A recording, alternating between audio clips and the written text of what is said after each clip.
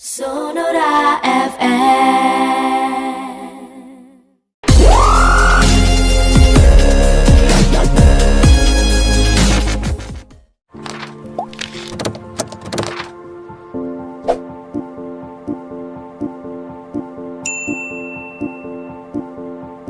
Ya, sahabat Sonora, sudah pukul 10 lebih 48 menit saat ini ya. Kami terus temani sahabat Sonora dalam acara talk show bersama dengan narasumber kami, Bapak Antonius Prabowo Argo, Direktur Pemasaran Bank Sumsel Babel.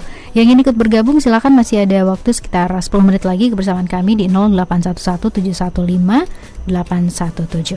Oke Pak Anton, kita kembali ke WhatsApp dari sahabat Sonora juga. Ini sudah mengirimkan juga komennya via Instagram Sonora Palembang ya. Ini dari Anton Hermadi di Banyuasin, jauh juga ya Pak ya. Ini untuk Bank Sumsel Babel dibuka sampai kapan ya? Terus mau tanya juga, pasti banyak kontribusi Bank Sumsel Babel untuk penanganan corona nih, pengen tahu aja apa aja kontribusinya.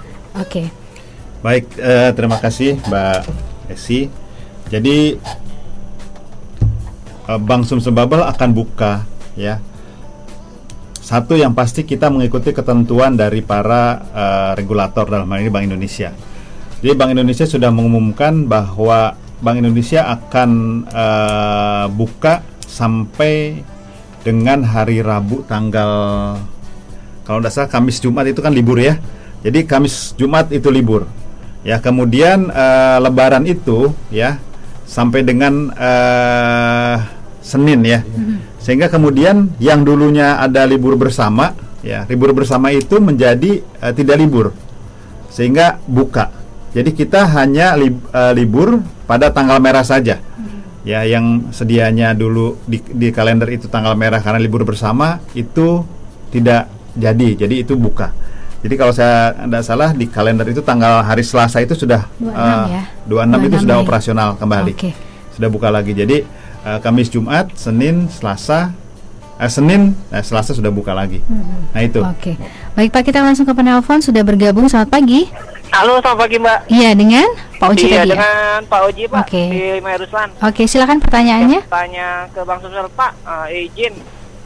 Tempo hari saya pernah ke Bank Sumsel di Ripai Pak, pengen buka untuk mobile banking Bank Sumsel, tapi handphone saya kan iPhone nih, katanya belum tersedia tuh untuk layanan instalasi aplikasi mobile BSB untuk di iPhone. Nah, untuk boleh nih Pak, kapan? Apalagi kan ini sudah mulai masuk, lihat di medsos PSBB sudah mulai nih, apalagi saya gunakan Android, bukan Android, iPhone. Bolehlah IT-nya nanti dikembangkan buat di iPhone ya. Juga, iOS.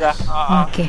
Terus baik. Sama layanan di transferannya kan biasanya kan ada beberapa bank lain itu seperti yang syariah itu sering nggak masuk kalau kita transfer ke BSB syariah gitu kan, nyangkut biasa duitnya. Nah itu boleh nih ditambahin lagi dari IT-nya gitu. Soalnya kan apalagi kan bulan depan lagi sudah mulai masuk haji ya, biasanya lebih ke transfer, apalagi PSBB ini pasti transfer uangnya. Nah itu saya pernah kendala dari antar bank transfer ke tabungan syariah, tabungan kafa ya kalau nggak salah, bank saya pernah nyangkut itu. Transfer haji, nanti boleh nih dimasukkan buat BSB untuk di review lagi, diperbarui lagi aplikasinya gitu. Terima kasih Pak Oji. Ya, terima kasih ya. Oke, ini masukan tentunya buat BSB ya Pak ya, untuk iOS dan juga tadi layanan transfernya. Ya. Silakan, terima Pak kasih nih Mas. Ini berarti salah satu nasabah Bank Sumsel Babel yang sangat loyal. Karena kemajuan Bank Sumsel itu tidak terlepas daripada transaksi dari nasabah ya Pak ya. Advice atau kemudian masukan-masukan dari nasabah. Ya, jadi Bapak menjadi listening post kita. Terus terang IT ini tidak pernah berhenti ya, berkembang, selalu lebih maju dan lebih maju. Hari ini kita punya apa, besok sudah punya apa. Sehingga kemudian ya salah satunya adalah istilah Kaizen ya, continuous improvement. Ya, siapa yang bisa terus-menerus melakukan improvement, itulah yang akan memenangi persaingan. Nah, kembali lagi kami juga lakukan terus-menerus. Salah satunya adalah perbaikan dari sisi IT ya, yang tentunya kita berkelanjutan. Jadi kalau misalnya iPhone ya, kami akan kirimkan APK-nya. Jadi silahkan datang ke cabang, atau nanti kalau misalnya sudah ada customer service yang biasa menangani Bapak atau Mas ya, silahkan nanti dikirimkan APK. Karena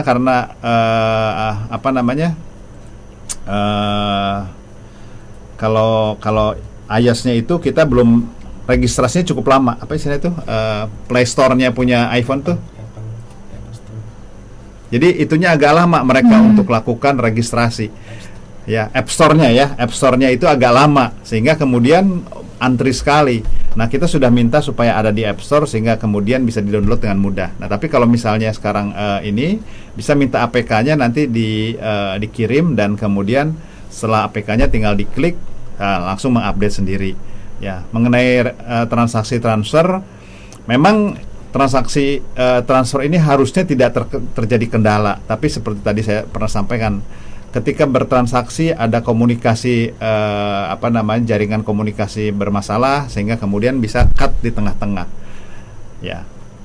Secara umum seperti itu, tetapi harusnya ya ketika kita, karena sekarang kan sudah pakai network ya, ada ATM bersama, ada Rintis dan lain-lain, satu bank dan bank lain sudah terhubung, sehingga harusnya tidak jadi permasalahan ya. Tetapi kalau memang ada kendala satu persatu yang sifatnya kasus ya, itu kami coba telusuri ya, semoga kemudian hari tidak menjadi permasalahan lagi. Terima kasih atas inputannya. Oke, baik, demikian untuk Mas Oji tadi, terima kasih sudah bergabung ya. Selanjutnya juga ada WhatsApp Pak dari Arya Dipusri.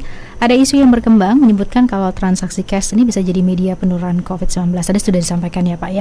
Nah, ini ditanyakan apakah ini sengaja dihembuskan untuk lebih menggunakan cashless. Nah, tapi sebetulnya begini ya, masalah hembusan atau apa, saya hanya sampaikan, abaikanlah itu adalah hembusan atau bukan supaya orang pindah ke cashless. Tetapi kembali lagi, kalau kita semua ya merasa bahwa transaksi non cash itu ya didesain supaya apa? Supaya itu lebih efektif dan efisien. Karena apa? Biaya menangani cash itu luar biasa mahal. Jadi kita, kalau saya pribadi melihatnya, katakanlah itu dihembuskan atau katakanlah itu tidak dihembuskan, tapi in the positive side, dari sisi yang positif, menggunakan transaksi non cash itu sangat mudah kok. Kita bisa di mana saja, kapan saja, ya.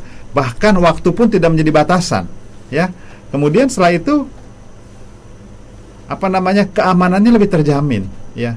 Terutama kalau kita transaksi-transaksi dalam jumlah yang cukup besar, ya. Sekarang ini, ya mungkin terutama di Palembang dan sekitarnya, ya, kejahatan sudah kelihatan agak sedikit meningkat, gitu. Nah, dengan transaksi non cash ini hal seperti itu akan bisa terhindari, gitu. Jadi saya tidak mau berdebat mengenai ada isu yang dihembuskan atau tidak. Tapi kalau kita lihat dari positifnya, dari manfaatnya, ya daripada mudaratnya tentunya ya, manfaatnya ini luar biasa. Sehingga kalau kita semua ya sudah beralih ke sana, biaya penanganan cash ini ya bisa dialihkan untuk biaya-biaya yang lain tentunya ya untuk kemajuan kita semua. Saya rasa itu Mbak. Oke, baik. Selanjutnya ada Heri di angkatan 66. Siang Bapak, untuk merchant-merchant di Palembang apakah sudah banyak untuk dipakai mobile bankingnya Bank Sumsel Bubble nih Pak? Ini bisa dicek di mana nih untuk merchant-merchant yang bekerja sama ya? Oke. Merchant-merchant udah ratusan ya, ada sekitar 400 lebih ya. Saya nggak hafal kebetulan. Tapi paling gampang ya, karena sekarang ini sebetulnya begini. Ketika kita bicara merchant debit card ya. Debit card ini ya, ketika mesinnya itu mesin apa saja ya, kita bisa menggunakan nasabah mana saja. Karena apa? Bank Indonesia ingin mengefisiensikan satu mesin digunakan untuk siapa saja. Bahkan ketika tadi saya sampaikan mengenai kris ya. Tadinya masing-masing bank mempunyai QR sendiri-sendiri, kode sendiri-sendiri. Sehingga ada satu cerita ya, abang-abang tukang sate gitu ya, karena dia menjadi merchant dari berbagai bank ya, sampai etalasenya itu tertutup penuh dengan logo-logo kris gitu. Sehingga, wah ini katanya sampai tidak kelihatan abangnya. Nah, Bank Indonesia kemudian mengubah dari puluhan logo kris ini cuma satu saja, sehingga kemudian semua bank bisa mengakses. Nah, itulah kemudian dari QR yang tadinya masing-masing individual per bank menjadi QR Indonesian Standard. Ya, satu untuk semua. Demikian juga untuk yang namanya transaksi debit card. Ya, ketika ada satu mesin misalnya berlogo satu bank tertentu, ya kita masih bisa juga. Karena sekarang kan kita punya namanya GPN, Gerbang Pembayaran Nasional. Ya, biaya murah, ya kemudian accessibility-nya luar biasa gitu. Sehingga kemudian ya Ya sekarang kalau kita bicara eranya adalah kolaborasi gitu. Ya sehingga kemudian transaksinya lebih efisien. Demikian Mbak Esi. Oke, juga ini sekaligus menjawab pertanyaan dari Pak Anton. Ini beda atau kelebihan kris ya dibandingkan sistem pembayaran yang sudah ada seperti GoPay, OVO ya Pak ya. Ya. Oke. GoPay, OVO itu tadinya adalah QR masing-masing. Ya, mereka bikin logo sendiri, ada bank juga bikin logo sendiri. Nah, sekarang logo yang ada di GoPay, yang ada di OVO, yang ada nanti Bank Sumsel atau bank lain di bank lain, ya dengan mobile bankingnya masing-masing bank atau masing-masing pengguna aplikasi gitu ya, bukan nasabah bank, itu bisa diakses.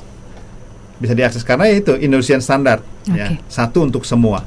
Itu Mbak Esi. Baik, Pak Anton, tanpa terasa ini kita sudah di akhir perbincangan kita. Mungkin ada summary dari perbincangan di kesempatan siang hari ini boleh disampaikan untuk sahabat Sonora, Pak. Summary-nya saya cuman satu saja ingin sampaikan ya, karena dalam masa Ramadan ya, saya ucapkan selamat menjalankan ibadah puasa yang pertama, dan kedua adalah walaupun mungkin agak early, saya sampaikan minal aidin wal faizin, mohon maaf lahir batin ya. Dan berikutnya dalam konteks sekarang kita menghadapi pandemi Covid ya, sesuai dengan tema hari ini ya, stay at home ya, di rumah saja.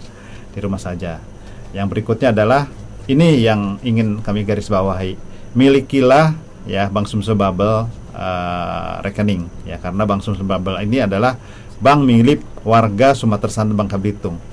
Rasanya tidak afdol kalau bank Sumsel Bubble yang dibuat khusus untuk masyarakat Sumsel Bubble, tetapi masyarakatnya tidak menggunakan layanan atau tidak menjadi nasabah Bank Sumsel Bubble. Ya, segitu banyak layanan yang ada, ya silahkan manfaatkan.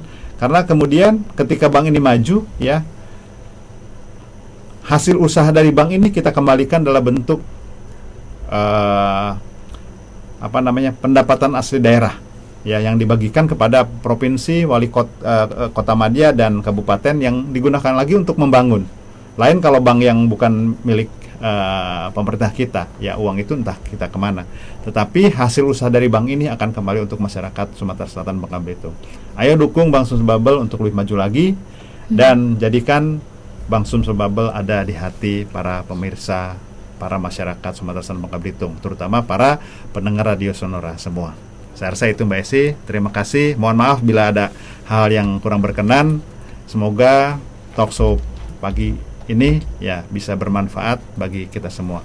Oke, baik Pak Anton, terima kasih sekali sudah hadir di studio Sonora juga menyampaikan beragam informasinya. Banyak informasi penting pastinya buat sahabat Sonora tadi seputar program yang dihadirkan dari Bank Sumsel Bubble untuk masyarakat Sumatera Selatan khususnya ya Pak ya, tentunya bisa sahabat Sonora manfaatkan. Nah tadi sudah ada banyak juga nih Pak partisipan dari sahabat Sonora yang bergabung, tapi kita harus pilih ya. Tadi kita pilih sahabat Sonora yang bergabung untuk kesempatan siang hari ini. Ini ada kabar baiknya, ternyata semua dikasih. Waduh, ini jadi buat sahabat Sonora yang tadi WA-nya udah kita bacain, berarti akan diberikan ya merchandise dari Bank Sumsel Bubble ya. Jadi silahkan untuk sahabat Sonora, tadi ada Desi, ada Mas Oji, ada Mila, ada Putra, Arya, Anton, juga tadi ada sahabat Sonora yang baru saja tuh Anton yang kedua tuh beda kayaknya ya. Juga ada beberapa di Instagram kita ya Pak Mas ya.